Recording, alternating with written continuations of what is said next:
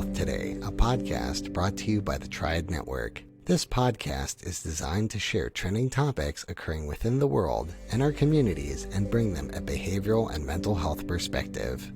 Welcome to Behavioral Health Today, a Triad production. I'm your host, Dr. Graham Taylor. I want to start our show today by telling you that the condition we'll be discussing can be an invaluable asset if channeled correctly. In fact, one of our guests describes those with a condition having a Ferrari engine for a brain with bicycle brakes. I love this. And the person's task, with the assistance of others who get this, is to become a brake specialist in order to strengthen their brakes and win their races in life. Also, in looking at this condition, I want to let you know that these folks, who make up about 5% of our population, may not always recognize, nor may those around them know, but they actually have superpowers. They are the innovators, the explorers, the risk takers. These are the ones that can really dream, invent. They have keen intuition, the biggest hearts, and they can be giving to a fault. But while this condition can be an asset and those with it able to make an impact, it also poses significant inherent challenges to be both understood and appropriately addressed. This condition I'm referring to is attention deficit hyperactivity disorder, also referred to as ADHD. And joining me today to discuss this condition is Dr. Ned Hallowell and Dr. Lloyd Sederer. Ned is a board-certified child and adult psychiatrist and world authority on ADHD. He is a graduate of Harvard College and Tulane Medical School and was a Harvard Medical School faculty member for 21 years. He is the founder of the Hallowell ADHD Centers and has spent the past 4 decades helping thousands of children and adults live happy and productive lives through his strength-based approach to neurodiversity. Lloyd is the adjunct professor at Columbia University, Mailman School of Public Health, director of Columbia Psychiatry Media, and chief medical officer of Bongo Media. For 30 years, he provided patient care and ran clinical services, including services as medical director and executive vice president at McLean Hospital, a Harvard teaching hospital, and then turned his work to public health, first as mental health commissioner for NYC, then as chief medical officer for the New York State Office of Mental Health. Ned, Lloyd, welcome to our show. Great to be with you. Thank you for having us. Great to have you here. As I mentioned, we're talking about ADHD today, and as we kind of set a frame for this time, for those with this condition, at their core, in their hearts, and within their potential, lay all of these qualities that I was referring to. And to bring this to a more personal level, if you don't mind me starting out, Ned, you actually credit your ADHD with helping you with your successes in your life. Share with us, would you please, as we start out, how this has played out for you? Well, I always knew I was different. And I thought that's because I come from a crazy family, which indeed I do. My family is characterized by what I call the WASP triad, which is alcoholism, mental illness, and politeness.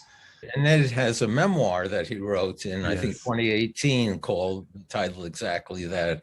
And it's a fantastic story. Sorry, Ned. Thank you. And Lloyd has a memoir as well, which is also a fantastic story. I think it's called Ink Stained Life. Yes, we've had Lloyd on before talking about that, his writings, and it was a wonderful book and a great interview with him. In any case, I just thought my difference was due to, the craziness that surrounded me. It was loving craziness mostly, so it's not that I was traumatized, but I just knew, comparing myself to my peers, that I was different. And I knew particularly I had a hard time with reading. I found that out in first grade because I couldn't read. And this was in a little town on Cape Cod called Chatham, and not very sophisticated, but if you were a little boy who couldn't learn to read in 1956, your diagnosis was obvious. You were stupid. That's right. And the treatment plan was to try harder or get punished, humiliated. And I was very lucky. One of the many reasons I believe in God, I had a first grade teacher by the name of Mrs. Eldridge. And she knew there was more to little boys and girls who couldn't read than being stupid, and there are better ways to help them than punish them or ridicule them. And so she would simply come over and sit down next to me during reading period. Yeah. And when it came my turn, I would stammer and stutter, and she would put her arm around me. And so none of the other kids would laugh at me because I had the mafia sitting next to me. and that was my treatment plan, was Mrs. Eldridge's arm, and by the end of the year, I was still the worst reader in the class, but I was the most devoted student of reading. I looked forward to reading period because I looked forward to that hug. You see, and that hug took out of the equation the real disabilities, which are shame and fear and believing you're substandard. And that's what holds people back, not dyslexia, which I have, or ADHD. And so I got the perfect treatment. Well, not perfect. It would have been good for me to have some Orton Gillingham tutoring, but I got the most important treatment right off the bat, which was creating an environment of safety and trust, not an environment of fear. And to this day, I'm a painfully slow reader. It takes me forever to get through a book. My wife says, I don't know how you know anything.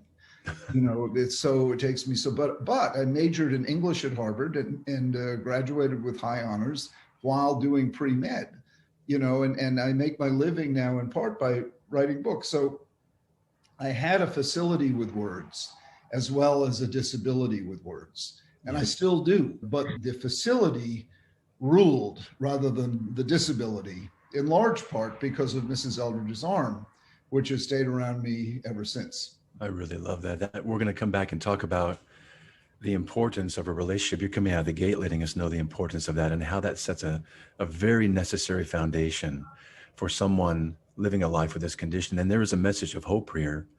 And, whether those listening today are practitioners or a parent or someone with this condition, it's important to realize, isn't it, that this message of hope signals that one can shape their fate. We're talking going to Harvard and the English degree, honors, medical school, writing books. I want to come back to some of the treatment recommendations, one of which is relationship, but I'd like to see if we could maybe back up just a bit. And I'd like to hear more from both of you at this point, kind of from a 10,000 foot view of one's developmental experience with ADHD, starting with what parents may be witnessing as early signs and symptoms of a child that they may think might have ADHD. What are we saying? Above all, underachievement. They're not doing as well academically, interpersonally, behaviorally as their brain power would warrant.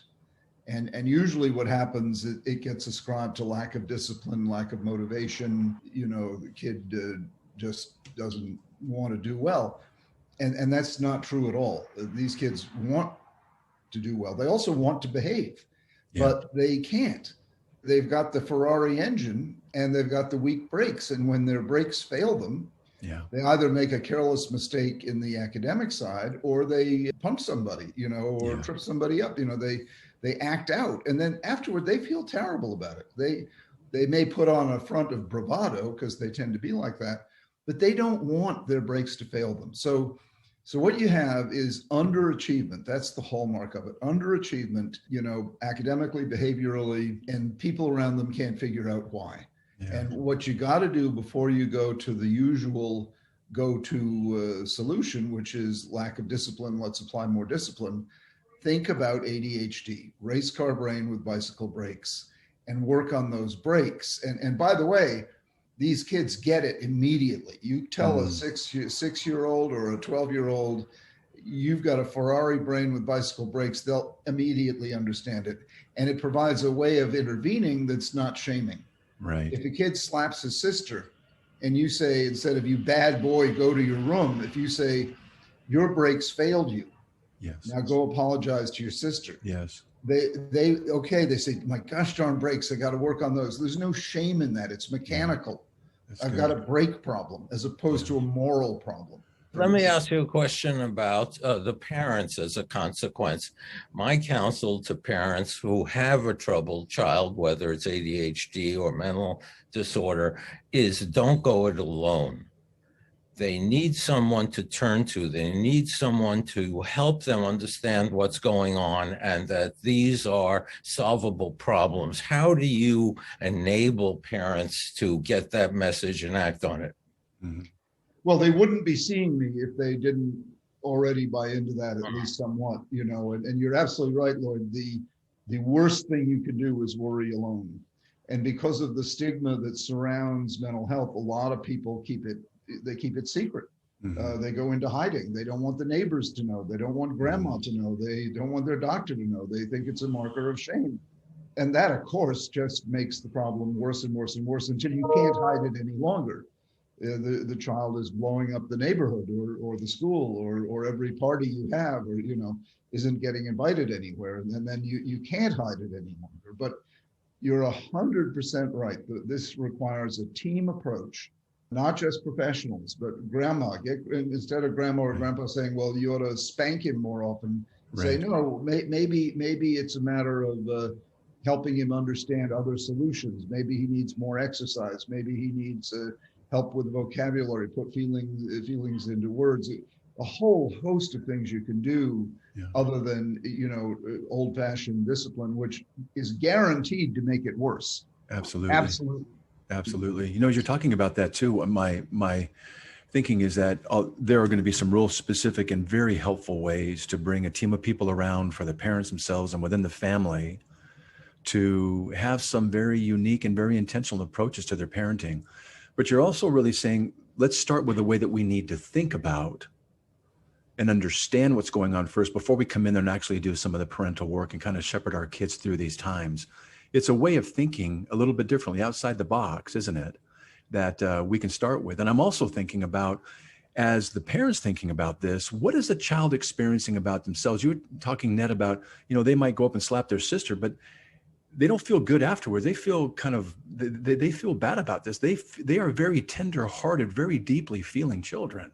Absolutely. So how might the parents be thinking in a way that could be helpful and understand what the child is going through in a way to kind of maybe even think about, like Lloyd's suggesting, how we can start talking to the children, parent-child talks about this. That, and you say in most parents who don't understand this, their immediate response is, "Why did you do that? Yeah. Why did you do that?" And the honest answer in the world of ADD to why questions is, "I don't know." I don't know. And the parent doesn't like that. Well, what do you mean you don't know? You did it because you're jealous. You did it because you're selfish. You did it because you have no control.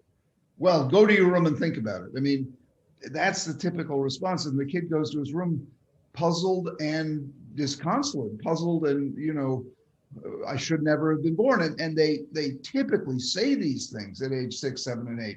They bang their heads. Why am I like this? I should never have been born. I mean, when a little kid is talking about basically suicide, that's how much they hate their behavior. And then when you interrogate them, why did you do that?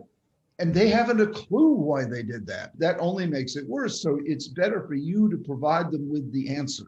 Yeah. You did that because your brain is more powerful than your brakes. Yeah. Your brain is a race car. It runs away with you and it leads you to do things you would not want to do.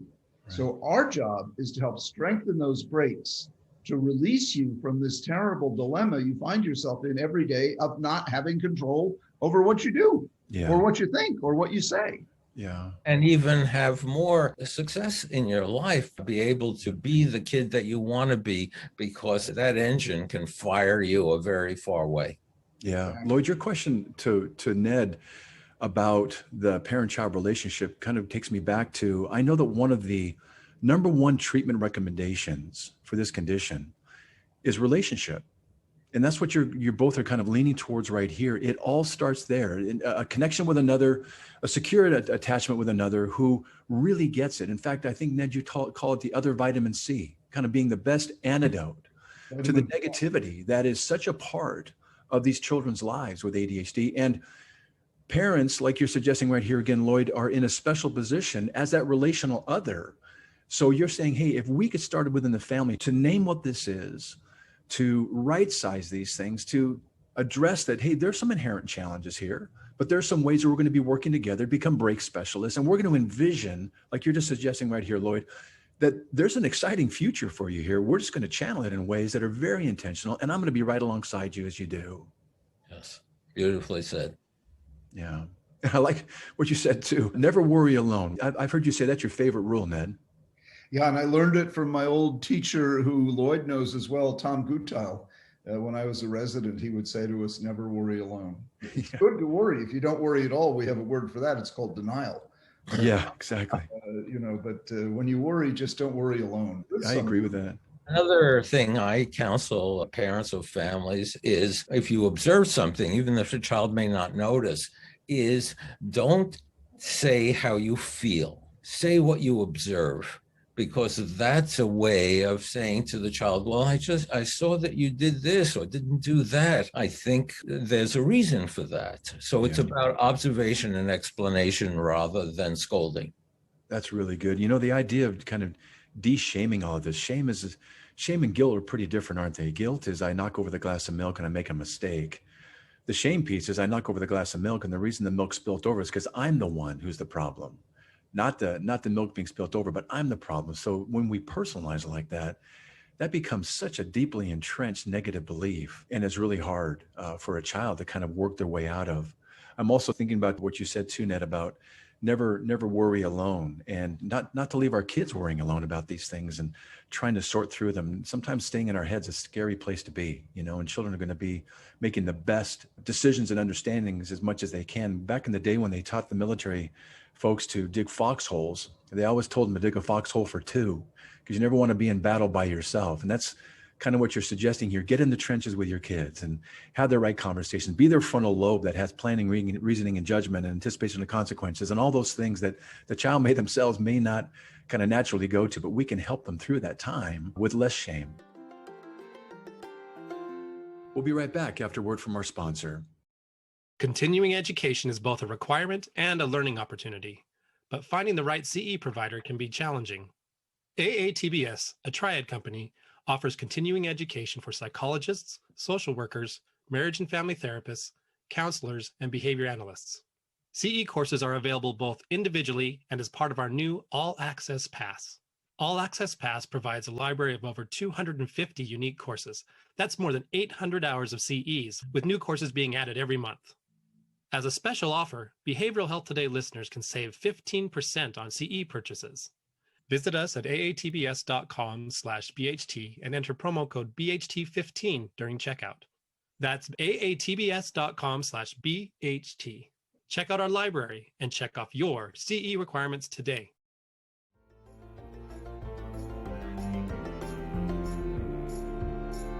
So these kids, as they continue to grow, looking at this developmental stages here, what are some of the common struggles as they come into their, puberty, into their teenage years, and what are they experiencing within themselves? What's going on for them? Well, again, without intervention, as much as I push connection, without intervention, the kind of connection they'll have is usually negative. It's a struggle.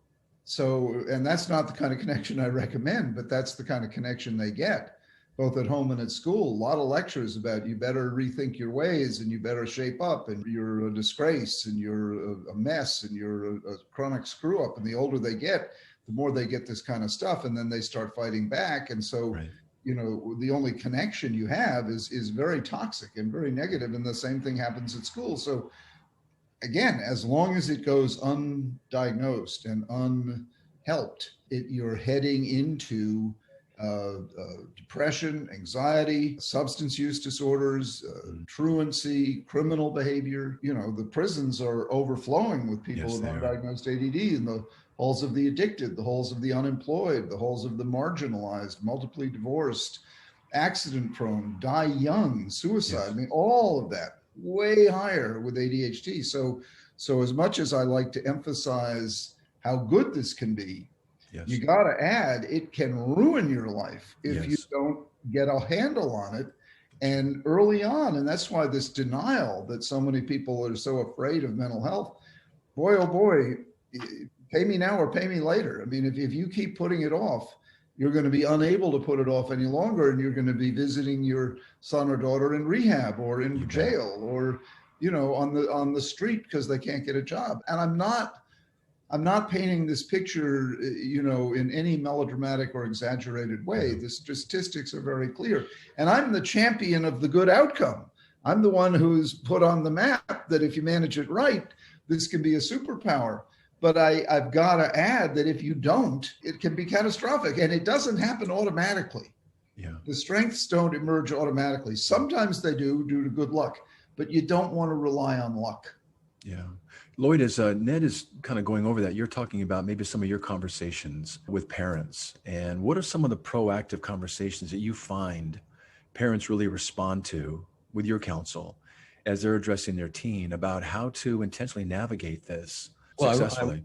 I want to even go a little bit deeper first, because Please. Ned has spent a career essentially explaining this condition, and it's a solvable condition and how to do that.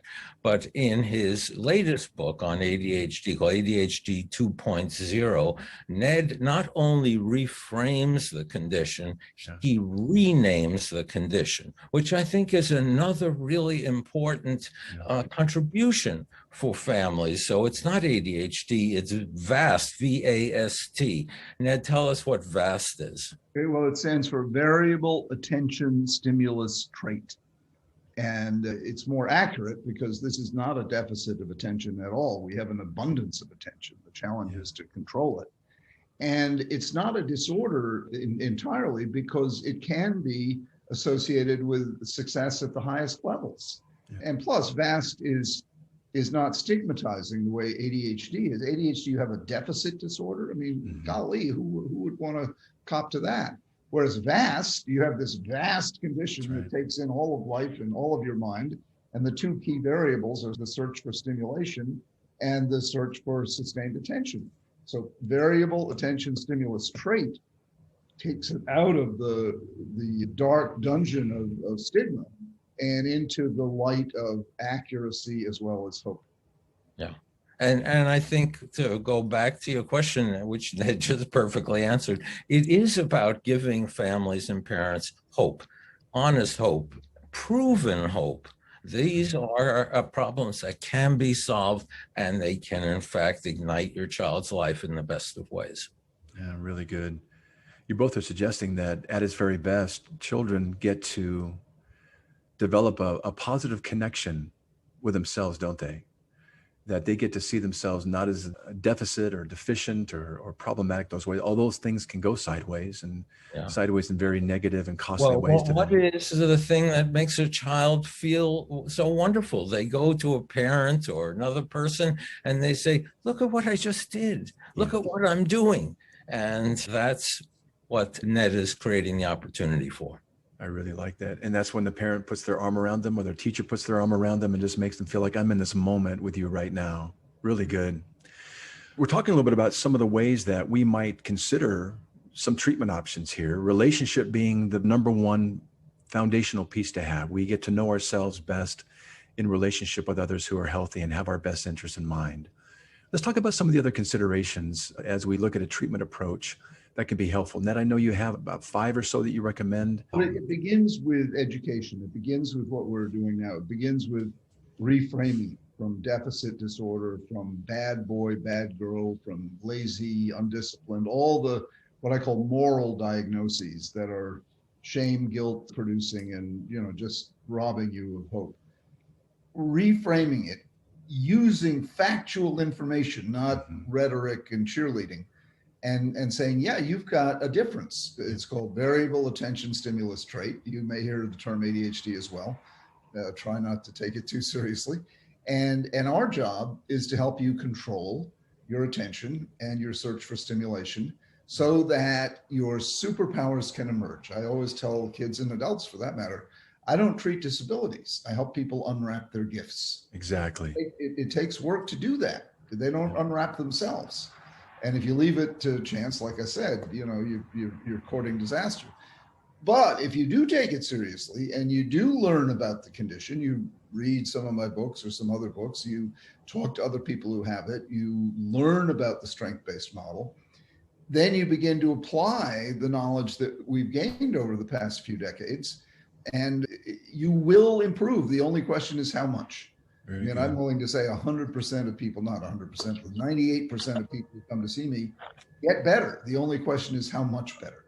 Really good. That depends on luck, whether the meds work or not, whether they have resources for coaching and good parenting and, good healthcare in general. All of those things come into play very much so to influence outcome.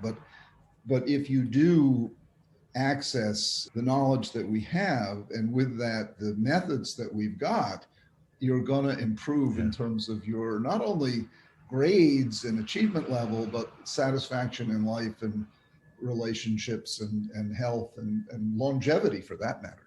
Yeah, really good. Lloyd, you had a couple of thoughts about that. I mean, these are proven Yes.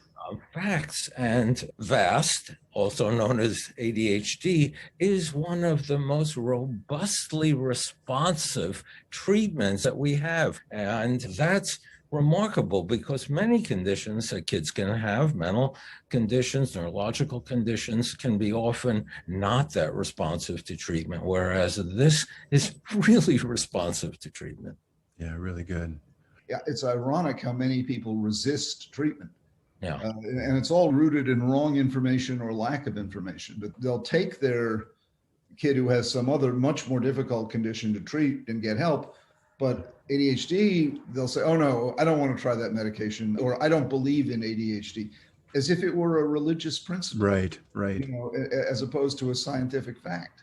Right. What role do you find that exercise can play for those with ADHD? Well, my buddy John Rady wrote a whole book about that called Spark, the Revolutionary New Science of Exercise in the Brain. And he's pretty much laid out all the scientific evidence that exercise is as good for your brain as it is for your body. He calls it miracle grow for your brain. You know, exercise, you can grow new nerve cells, you can clean up the dust, you know, and it can work in the acute moment. If you're glazing over, paying your bills, just stand up and run up and down stairs a few times, and you'll reset your brain chemistry. And then regular exercise is prophylactic. It prevents depression, anxiety, brain fog, the blues, you know, and particularly during COVID, we've been seeing a lot of kind of bad mood, and it's related to lack of connection, lack of vitamin C. And exercise is one thing that can help replenish that. Really good. Do you have a list of things? We're talking about educational piece, we're talking about the relationship piece, the exercise component, other mind-body interventions. When it comes down to medications being considered, what's kind of the one thing that folks might want to consider from the medication approach? Try it. You know, I mean, I can sum up the whole thing in 10 seconds or less. Good. If medication helps and doesn't cause side effects, use it. Good. If medication doesn't help or does cause side effects, don't use it. Very good. And the other thing about medication, unlike most psychoactive medications, you can see the result often within hours. That's right.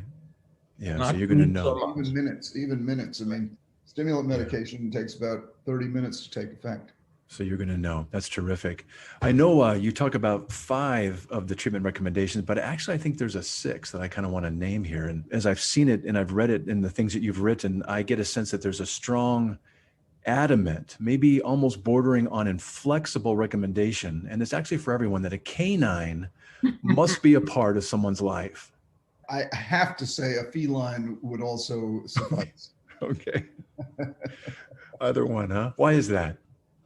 There's just something magical about pets, and particularly dogs, in my opinion. I really do. It's no accident that God spelled backwards his dog. I mean, you know, that they are, in fact, I'm just writing a poem. The title of the poem is Walking My Dog. And the first line is, at my age, he walks me. You know, and that's sort of what they do for us. They walk us, they train us, they help us. They're giving love unconditionally, the way God is supposed to, and they do it. They just love you, and you know, they love you no matter what. And all they ask is you feed them and pick up their poops if they poop in the wrong place. You know, and it's an incredible deal. Dogs are, I think, you know, the greatest creation in the world. The only sad thing about dogs is they die too soon.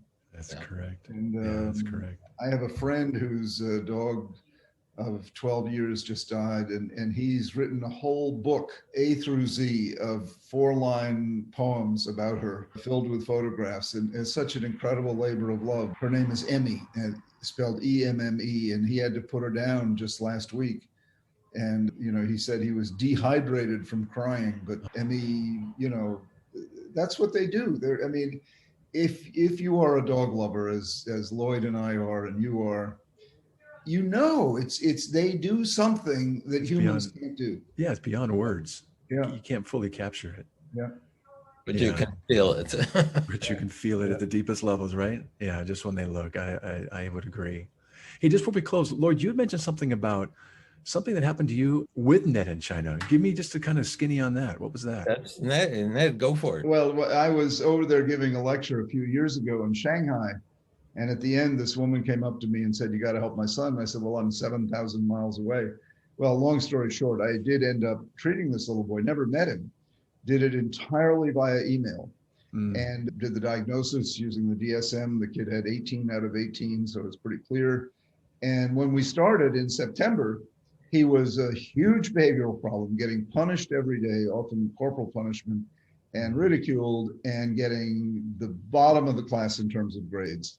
He was a disaster. And so I just worked with mom. I set up, first of all, a program of connection where they had to reframe it, tell him he had a race car brain with bicycle brakes, hug him, love him every day, get the teacher to stop disciplining him, and, so bathe him in love. And then in that context, introduce physical exercises that stimulated the cerebellum. The cerebellum is the back of the brain that regulates balance. And every day, 10 to 15 minutes of exercises that challenge balance. Stand on one leg, stand on one leg with your eyes closed, stand on a wobble board, these kind of things that challenge balance. 10 or 15 minutes every day. Well, long story short, come Christmas, he's the top student in the class. He has no behavioral marks against him. He's in 4 months time, a complete and total turnaround. And he was given a chocolate as the prize. He was 8 years old. So he brought the chocolate home and he said, "Here, Mom, look what I got for a prize for being the top student." And Mom said, "Oh, wow, let's eat it now." And he said, "Oh, no, Mom." And he carefully placed it on the mantelpiece and he said, "This is far too precious to eat." Love it. Well, I've stayed in touch with him and he's just gotten into the best school in China at the next level. And he's still doing the exercises, even though I've told him he doesn't need to do them anymore. And he's so full of pride and hope and success. And this, like Lloyd was saying, this is not uncommon, this kind of turnaround. And it's rare in mental health. In mental health, we're treating chronic, unremitting, often downward heading problems that we do our best to ameliorate, but rarely do we get that kind of 180-degree turn. But ADHD is one of the very few conditions where you can get that. And this little boy, his name was Boots. I'm still in touch with him and his mother. And it's just a raving success story. And the reason I trumpet it is just, I want people to know how available this is, if only you will. And we didn't use medication at all. We just used basically connection, love, reframing, and absence of punishment and application of cerebellar stimulation. And we got amazing turnaround. And I never even met this patient. So fantastic. So, the application of the knowledge we have, as Lloyd said, this is not theory. We know this to be true. And it's what drives me nuts, and imagine Lloyd nuts, is, golly, what does it take for people to hear and use such good news? This has nothing to do with politics. This has nothing to do with red, blue, or yellow. This is truth. Right. Available, applicable, begging to be used, to change your life like Boots did, from being a miserable kid just floundering to being proud and triumphant and on his way to improve the world. In Ned's new book, there's a whole section on the cerebellum and the science of this intervention that is explained beautifully for lay people and professionals. And if you want to read more about the cerebellum, understand what's going on, take a look at that section in his book. Really good. Well, I can't think of a better story to kind of wind down our time today. Hey, as we come into our closing, we're going to come back and we're going to have another show down the road where we talk about this condition, VAST, in the context of adults. And we'll talk about some of the approaches there, some of the things we see, some of the options for treatment that we have. And that'll be down the road. For today, as we wind down, guys, if you would give us some resources that you'd recommend to our listeners to help start with the educational piece and maybe some of the approaches that could be helpful as they deal with those in their lives with this condition. Well, I'd love to send people to Attitude Magazine. I think it is I know it is an incredibly excellent, popular magazine, the best for any for any condition, but it's devoted to ADHD, and it's Attitude, ADDITUDE, comes out, I think, 8 times a year. It's always full of very good, practical, usable articles. Can't recommend it more highly. And then the organizations, there's CHADD, CHADD, and there's ADA, ADDA, and there are local chapters pretty much everywhere. And then there are plenty of online chat rooms and online resources. In fact, if you go to TikTok, if you'd asked me 6 months ago what was TikTok, I would have said it's the sound a clock makes. But if you go to it now, you can go to Dr. Hallowell. I have about 50 60-second video clips about ADHD. And each one of them is, got a little pithy nubbin in it. And those have had over 5 million views. So, there's a lot of people who are interested in this, but it has to be user friendly. And the beauty of TikTok is they're so short. So those are 3 pretty good resources. And of course, I have to mention my book. Please do. ADHD 2.0. Good. Very good. And Ned's first book, which was a New York Times #1 bestseller, Driven to Distraction, where he just launched an enormously important campaign for people affected with this condition. Yeah, really good. Really good. Well, Ned, Lloyd, thank you so much for being with us today. It's been a pleasure to have you both on the show. Thank you. And I look forward to joining you and Lloyd for our next voyage down ADHD lane. Same here. I do as Great, well. Great what you're doing for your listeners. It's just such a contribution. Thank you. Thank you, Lloyd. And my thanks goes out to you, our listeners, as well. We appreciate you being with us, and we'll look forward to seeing you next time on Behavioral Health Today. We appreciate all the support from our community, and if you like our show, one of the best ways you can support it is by giving us a 5-star rating and leaving a review. Behavioral Health Today is a podcast part of the Tribe Network, all rights reserved.